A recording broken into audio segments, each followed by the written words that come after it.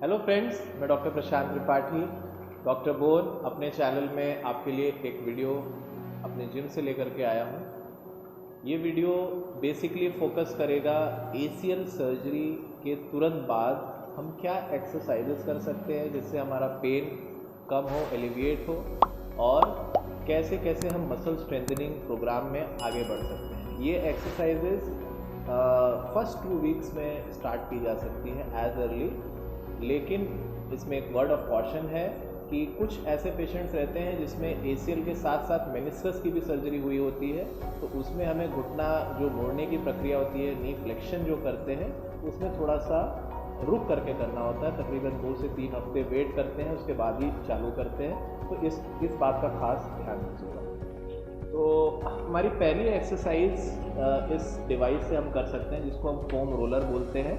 Foam roller की जगह हम कई बारी रूटीन जो एक अपना टॉवेल होता है उसको भी यूज़ कर सकते हैं। इस एक्सरसाइज में हम इस फोम रोलर को अपने हील से थोड़ा सा ऊपर टेंडो एक्लिस के पास इस भाग में ऐसे रखेंगे।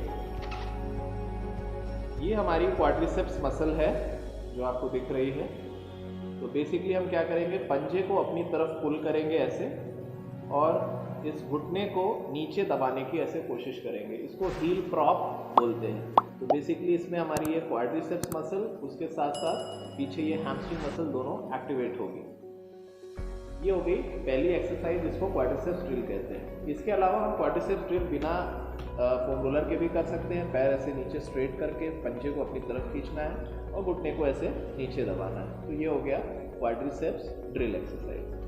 सेकेंड एक्सरसाइज जो हम कर सकते हैं एंकल मोबिलिटी के लिए और नी मोबिलिटी के लिए, इसमें हमें क्या करना है, ये फोम रोलर हमें नी के नीचे ऐसे रख लेना है और एक्सटेंशन एक्टिविटी करना है। मतलब घुटने को ऐसे स्ट्रेट करना है, फिर अप करना है, स्ट्रेट करना है, फिर अप करना है। तो इसमें हमारा क्वाड्रिसेप्स का एक्टिवेशन ऐसे होगा। तो ये दूसरी एक्सरसाइज होगी। तीसरी एक्सरसाइज, अगर हमें नी फ्लेक्शन अलाउड है, हम घुटना मोड़ना हमें अलाउड है, तो हम कैसे करेंगे, इसको बोलते हैं हील स्लाइड एक्सरसाइज। मैं अपनी एड़ी को अपने बॉडी की तरफ खींचने की कोशिश करूँ। स्लोली हमें करना है, जितना हो पाए, विदाउट पेन। सीधा किया और फिर इसको मोड़ने की कोशिश की। इसको बोलते हैं हील स्लाइड एक्सरसाइज। इसके बाद फोर्थ एक्सरसाइज जो हम कर सकते हैं वो हमारे एब्डक्टर्स के स्ट्रेंथनिंग के लिए होती है। एब्डक्टर्स मतलब यहाँ वाली मसल, उसे हम कैसे कर सकते हैं। तो हमारे हिप एब्डक्टर्स को वर्क करने के लिए हमें क्या करना है, हमें अपने जिस साइड पे हमें एक्सरसाइज करना है उसके ऑपोजिट साइड लेट जाना है और उसे घुटने से बिना मोड़े ऐसे ऊपर उठाना है। उठा करके हमें एटलीस्ट 30 सेकेंड होल्ड करना है। अगर 30 सेकेंड होल्ड करने में दिक्कत है तो हम इनिशियली 10 से 15 सेकेंड भी होल्ड कर सकते हैं, फिर उसको नीचे ले आना है। दूसरा चीज़ हम क्या कर सकते हैं, हम रेजिस्टेंस बैंड को यूज़ कर सकते हैं जो निचले पैर और ऊपरी पैर दोनों को कवर करेगा, और फिर उसे ऐसे ओपन और क्लोज, ओपन और क्लोज हम कर सकते हैं। तो ये हो गया हिप एब्डक्शन के लिए एक्सरसाइज। आते हैं नेक्स्ट एक्सरसाइज पे, जिसे हम बोलते हैं स्ट्रेट लेग रेज। जैसा नाम बोल रहा है, पैर एकदम स्ट्रेट रहेगा और उसे ऊपर उठाना है। कैसे करेंगे, ऐसे लेट गए, पंजे को अपनी तरफ खींचा, घुटने को स्ट्रेट रखा और लिफ्ट किया।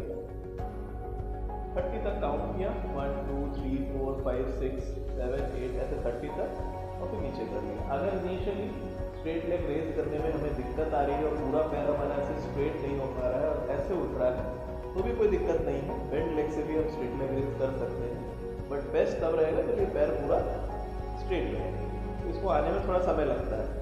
होल्ड के लिए भी हो सकता है कि इनिशियली हम 30 सेकेंड्स ना कर पाएँ, तो अगर हम 10 सेकेंड्स भी इसको होल्ड कर पाते हैं तो भी ठीक है। इसके बाद एक्सरसाइज आती है हमारी पटेला की मोबिलाइजेशन एक्सरसाइज, जिसमें हम ये नी कैप की हमारी हड्डी है पटेला, इसको हम अंगूठे और इंडेक्स फिंगर के बीच में ऐसे पकड़ेंगे और ऐसे पुश करेंगे। एक बारी जब पुश करेंगे तो इंडेक्स फिंगर दूर चली जाएगी, अंगूठा पुश करेगा, फिर इंडेक्स फिंगर पुश करेगी, अंगूठा दूर चला जाएगा। मतलब ऐसे एक बारी पकड़ना है, ऐसे पुश करना है, ऐसे पुश करना है, दूसरी बार ऐसे पकड़ना है, ऐसे पुश करना है और ऐसे पुश करना है। तो इस तरह ये हो गई पटेलर मोबिलाइजेशन एक्सरसाइज। इसके बाद फिर हम हैमस्ट्रिंग हमें स्ट्रेच करना है। हैमस्ट्रिंग स्ट्रेच करने के लिए जो पीछे वाली मसल है, इसके लिए हम क्या कर सकते हैं, हम जो हमारा लेग हमें जिस तरफ हैमस्ट्रिंग स्ट्रेच करना है उसके ऑपोजिट लेग को ऐसे बेंड करके रखना है, इस पैर को ऐसे स्ट्रेट रखना है और फिर स्ट्रेट पैर को ऐसे ऊपर उठाना है, पंजे को अपनी तरफ खींचना है। इससे हमें यहाँ पर खिंचाव महसूस होगा। अगर ये खिंचाव अच्छा महसूस हो रहा है और अगर नहीं हो पा रहा है तो हमें ऐसा रेजिस्टेंस बैंड लेकर के पैर के ऊपरी सतह पर रख करके इसको ऐसे नीचे की तरफ खींच सकते हैं। इस तरह से बैंड को पैर में फंसा करके ऐसे खींचना। तो ये हो गया हैमस्ट्रिंग स्ट्रेच।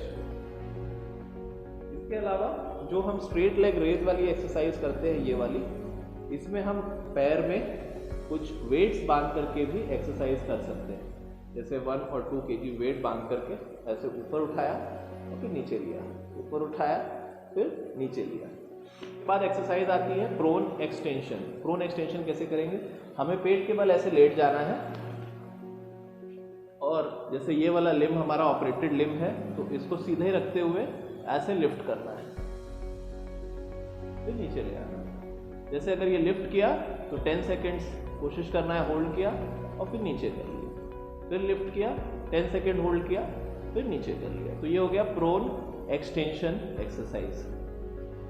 इसके बाद हमारी लास्ट एक्सरसाइज जो आती है वो है वॉल स्लाइड। अब यहाँ पे मेरे सामने कोई दीवार नहीं है बट मैं आपको करके बताऊंगा।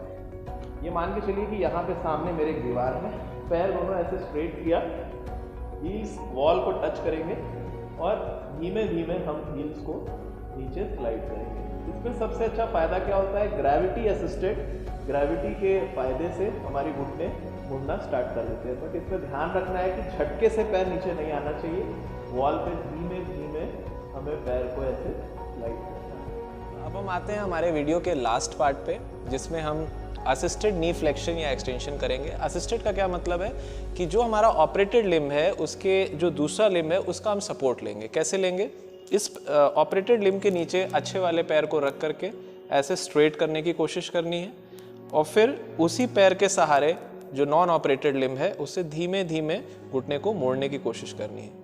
इससे क्या फ़ायदा होगा कि कभी भी आपका पैर झटके से ग्रेविटी असिस्टेड नहीं मुड़ेगा और हमेशा आपके दूसरे पैर का सपोर्ट रहेगा जो आपके लिए पेनफुल नहीं रहेगा। इनिशियल जो पोस्ट सर्जरी पीरियड होता है वो थोड़ा सा पेनफुल होता है, तो आपको इसी तरह से इसके सपोर्ट से ऐसे एक्सटेंशन करना है और इसी के सपोर्ट से ऐसे धीमे धीमे पैर को मोड़ना है या फ्लेक्शन करना है। ACL के इनिशियल पीरियड में फर्स्ट 2 वीक्स में हम क्या क्या एक्सरसाइजेस कर सकते हैं, जैसे मैंने बताया, वर्ड ऑफ कॉशन, एक्सरसाइजेज हम सारी कर सकते हैं या नहीं कर सकते हैं, डिपेंड करता है कि हमारा कैसा फिक्सेशन हुआ है, हमारा ग्राफ कैसा है, हमारा क्वालिटी ऑफ सर्जरी कैसी है और हमें कोई कॉन्कॉमिटेंट इंजरी तो नहीं है, कहीं मेनिस्कस इंजरी तो नहीं है। उस हिसाब से हमें उसको कंसिडर करते हुए एक्सरसाइजेस स्टार्ट करनी है। तो मैं आशा करता हूँ ये वीडियो आपको पसंद आया होगा। अगर ACL रिहैब से रिलेटेड कोई भी आपका प्रश्न है, आप ACL की सर्जरी आपकी हुई है या होने वाली है और आपको रिहैब कैसे करना है, तो आप इसमें हमको प्रश्न में पूछ सकते हैं। तो अब मैं विदा लूँगा आपसे।